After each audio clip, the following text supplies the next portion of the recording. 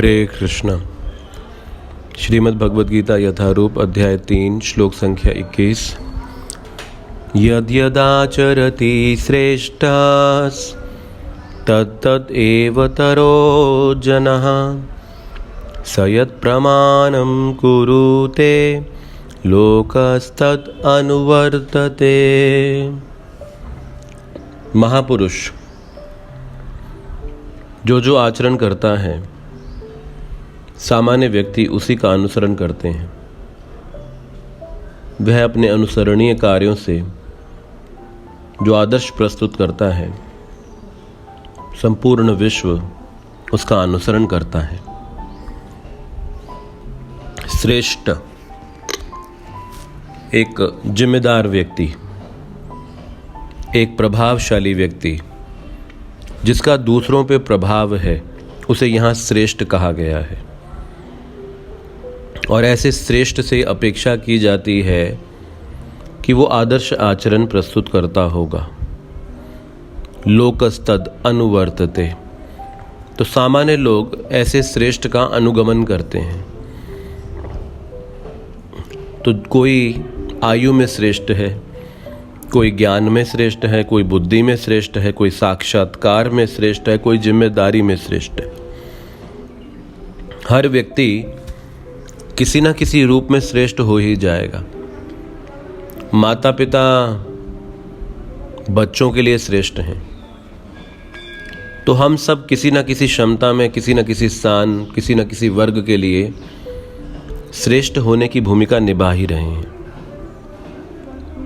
भगवान कृष्ण जब भीष्म देव जी से मिलते थे, द्रोणाचार्य से मिलते थे, तो उनके पैर छूते थे। युधिष्ठिर महाराज के भी पैर छूते थे, अर्जुन को गले लगाते थे, और सहदेव नकुल भगवान के पैर छूते थे।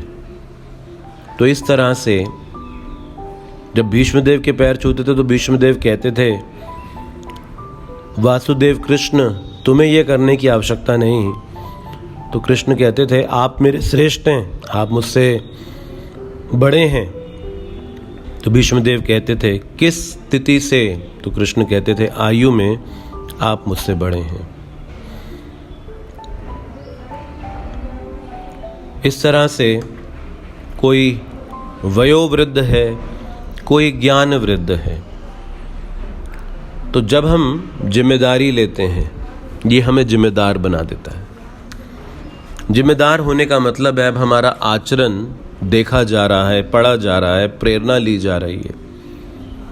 और दुनिया आचरण से ज़्यादा सीखती है, शब्दों से कम।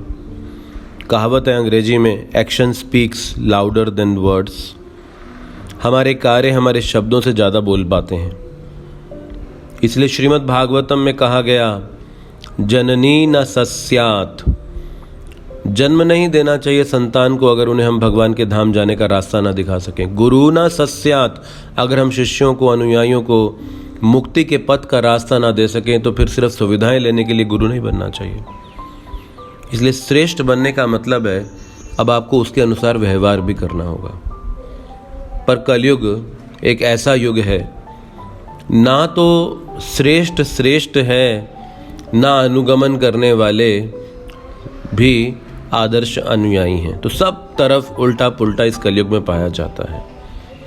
इसलिए भगवान कृष्ण बहुत कम शब्दों में बड़ा गहरा और बड़ा विस्तृत संदेश दे रहे हैं। यद् यद् आचरति श्रेष्ठ तत्तद् एव तरो जनः,